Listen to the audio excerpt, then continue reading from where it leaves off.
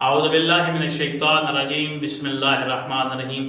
آج ہم وظیفہ لے کر آپ کی خدمت میں حاضر ہوئے ہیں۔ 22 رجب المرجب کا یہ وظیفہ ہے، بہت ہی برکت والا یہ وظیفہ ہے۔ 22 رجب کی رات جب ہم کنڈے بناتے ہیں، اس رات کا یہ وظیفہ ہے، کنڈوں کی رات کا۔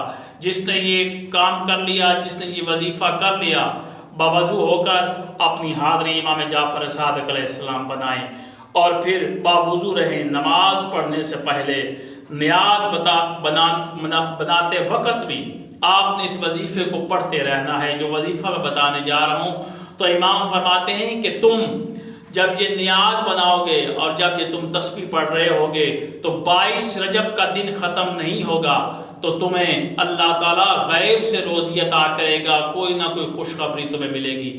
یعنی کہ اس کی اتنی دعائیں قبول ہوتی ہیں 22 رجب والے دن کہ اب اگر آپ نیاز بناتے ہیں تو اب وہ وظیفہ جو بتانے جا رہا ہوں وہ کیا ہے؟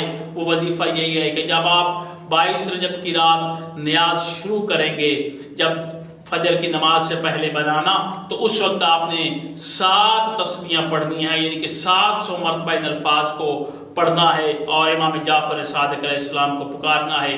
تسبیح کیا ہے؟ بسم اللہ الرحمن الرحیم، یا امام جعفر صادق علیہ السلام ادرکنی، یا امام جعفر صادق علیہ السلام ادرکنی۔ اس طرح کر کے آپ نے ان الفاظ کو 700 مرتبہ پڑھنا ہے، یعنی کہ 7 تسبیحاں پڑھنی ہیں، اور انشاءاللہ دیکھیے گا کہ آپ کے رزق میں فراوانی ہوگی اور جو بھی آپ کی حاجت ہوگی وہ 22 رجب والے دن پوری ہو جائے گی۔ جب یہ نیاز کا اہتمام کر رہے ہوں تو ساتھ میں یہ تسبیحات پڑھنا شروع کر دیں، اور 22 رجب المرجب کی جو نیاز بناتے ہیں وہ باوضو ہو کر بنانا، بغیر وضو کے نہیں بنانی چاہیے۔